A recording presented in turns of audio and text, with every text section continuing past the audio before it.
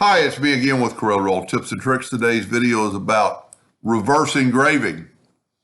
So if you engrave something, and let's say on a piece of wood, that's what it's going to look like.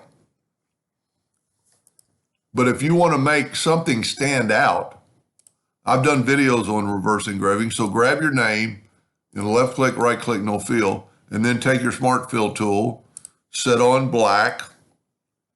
Let me zoom in here. But the downside is you have to fill in all these little factors.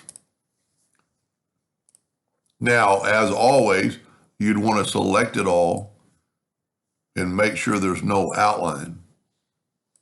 And there are several outlines. So let's take those away. Put no outline. Well, it still says several outlines. Let's see what it looks like. Let's go left click, right click.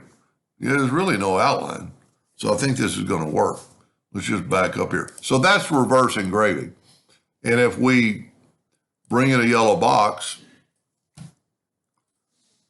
because what I was trying to say about outline, then order back a page. So everything yellow is not going to be touched by the engraver. Everything black is going to be touched by the engraver. Now, if you had to do a lot of these, this might be easier. We could take our name and nudge it out of the way. Let's say you have a list of names. I'm going to make it green for the video. I'm going to take that section and make it black. Then I can take my name and put it in there, and then come from the outside, not touching your hairline for your name tag, and go right here to back minus front. Now, the bad thing with this, that's done. You didn't have to fill up the other part. But there is a hairline, so you'd have to go through here and take away that hairline, because if you cut this hairline badge out, it'll go in there and cut your name out. So you always want to kind of look at that and make sure everything has no outline or cut line. So that's the way it would look. Let's take the Smart Fill tool and just kind of make it like it would look like. Let's get a better brown.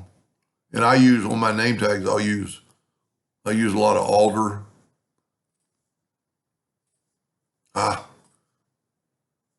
Well, let's just do it. I got to do it with the Smart Fill tool anyway. Let's just make it that color. Now I'm going to have to fill these in, but that's what it's going to look like. And to me, reverse engraving, it's going to take maybe a little bit more time.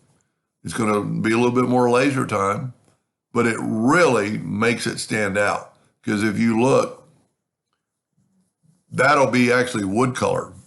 I meant to change the box, but it would look like the wood because you're not engraving it. It won't be white. It'll be this color. And it kind of makes it just pop out from the other, if the rest of the name badge is brown, in CorelDraw, the word is engraved into the wood.